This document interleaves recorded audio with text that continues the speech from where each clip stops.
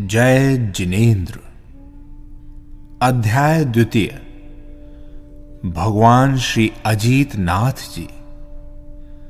सब्रह्मनिष्ठ सम्मित्र शत्रु विद्या विनिर्वांत कषाय दोष लब्धात्म लक्ष्मी रजितो अजितात्मा जिन्ह श्रियम में भगवान विदितात्म अर्थात वे आत्म स्वरूप में लीन, शत्रु और मित्रों को समान रूप से देखने वाले, सम्यक ज्ञान से कषाय रूपी शत्रुओं को हटाने वाले, आत्म विभूति को प्राप्त किए हुए अजेय है आत्मा जिनकी, ऐसे भगवान अजीत नाथ जिनेन्द्र मुझे कैवल्य लक्ष्मी से युक्त करें।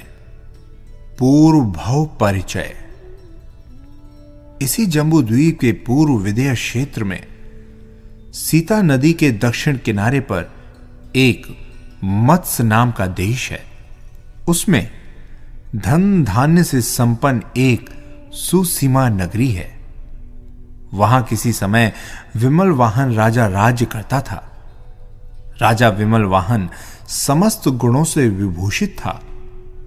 वो उत्साह, मंत्र और प्रभाव, इन तीन शक्तियों से सतत न्याय पूर्वक प्रजा का पालन करता था। राज्य करते हुए भी वो कभी आत्मधर्म, संयम, सामायिक आदि को नहीं भूलता था। वो बहुत ही मंद कषाई था। एक दिन राजा विमल को कुछ कारणवश वैराग्य उत्पन्न हो गया। विरक्त होकर वो सोचने लगा, संसार के भीतर कोई भी पदार्थ स्थिर नहीं है। ये मेरी आत्मा भी एक दिन इस शरीर को छोड़कर चली जाएगी, क्योंकि आत्मा और शरीर का संबंध तभी तक रहता है जब तक कि आयु शेष रहती है। ये आयु भी धीरे धीरे घटती जा रही है। इसलिए आयु पूर्ण होने के पहले ही आत्म कल्याण की ओर प्रवृत्ति करनी चाहिए। इस प्रकार विचार कर वो वन में गया और वहां एक दिगंबर यति के सानिध्य में दीक्षित हो गया। उसके साथ और भी बहुत से राजा दीक्षित हुए थे। गुरु के चरणों के समीप रहकर उसने खूब विद्या अध्ययन किया, जिससे उसे 11 अंक का ज्ञान हो गया था। उसी समय उसने दर्शन विशुद्धि आदि 16 भावनाओं का चिंतन भी किया था, जिससे उसके तीर्थंकर नामक महापुण्य प्रकृति का बंध हो गया था। विमल वाहन आयु के अंत में संन्यास पूर्वक मरकर विजय विमान में अहमेंद्र हुए। वहां उनकी आयु 33 सागर की थी। उनका शरीर शुक्ल था, वैसा ही हृदय भी शुक्ल था। उन्हें वहां संकल्प मात्र से ही सब पदार्थ प्राप्त हो जाते थे। पहले की तरह वहां भी उनका चित्त विषयों में उदासीन रहता था। वो यहां विषयानंद को छोड़कर आत्मानंद में ही लीन रहते थे। 33,000 वर्ष बीत जाने पर उन्हें एक बार आहार की इच्छा होती थी और 33 पक्ष बाद एक बार श्वासोच्छ्वास हुआ करता था। वहां उनके शरीर की ऊंचाई 1 हाथ की थी। अहमेंद्र विमल वाहन के विजय विमान में पहुंचते ही अवधि ज्ञान हो गया था, जिससे वो त्रस नाड़ी के भीतर के परोक्ष पदार्थों को प्रत्यक्ष की तरह स्पष्ट जान लेते थे।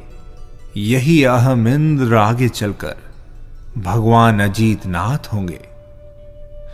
वर्तमान परिचय।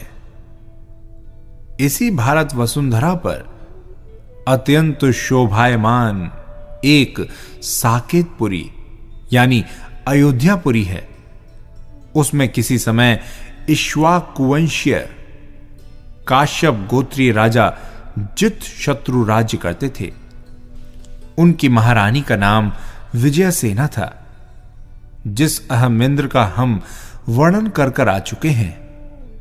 उनकी आयु जब वहां पर 6 माह बाकी रह गई थी, तब यहां राजा जित शत्रु के ग्रह पर प्रतिदिन 3 बार 3.5 करोड़ रत्नों की वर्षा होने लगी।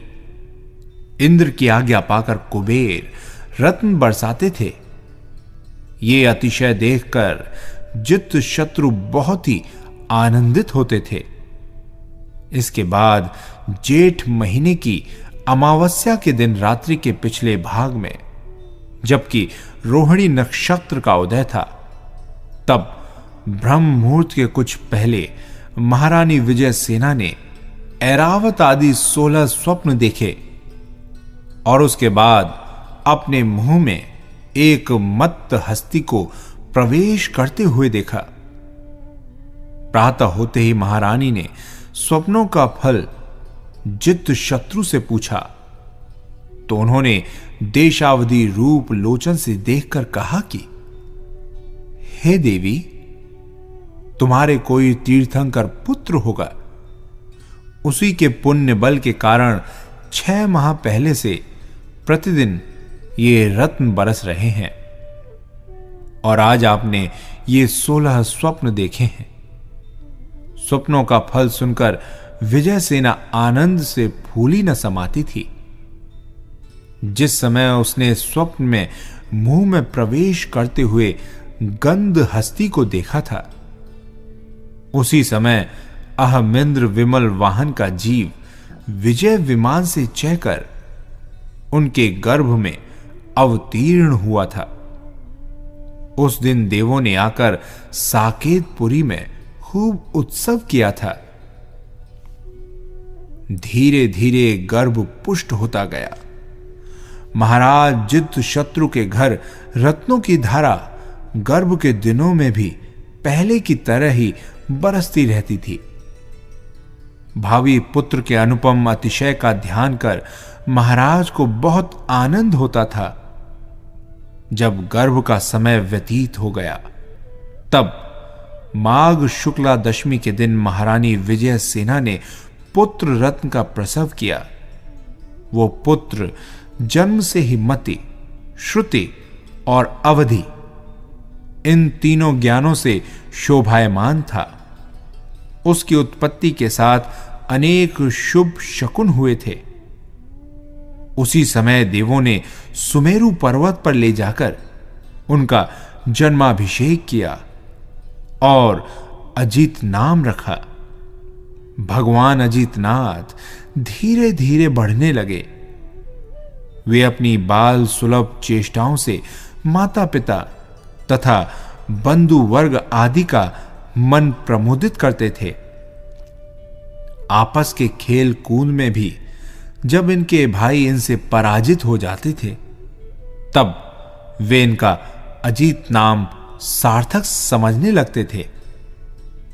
भगवान आदिनाथ को मुक्त हुए 50 लाख करोड़ सागर बीत जाने पर इनका जन्म हुआ था।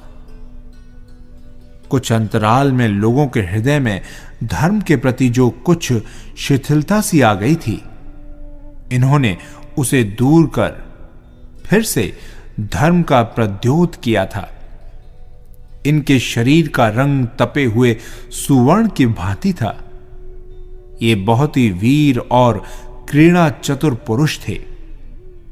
अनेक तरह की क्रीड़ा करते हुए जब इनके 18 लाख पूर्व बीत गए, तब इन्होंने युवावस्था में पदार्पण किया।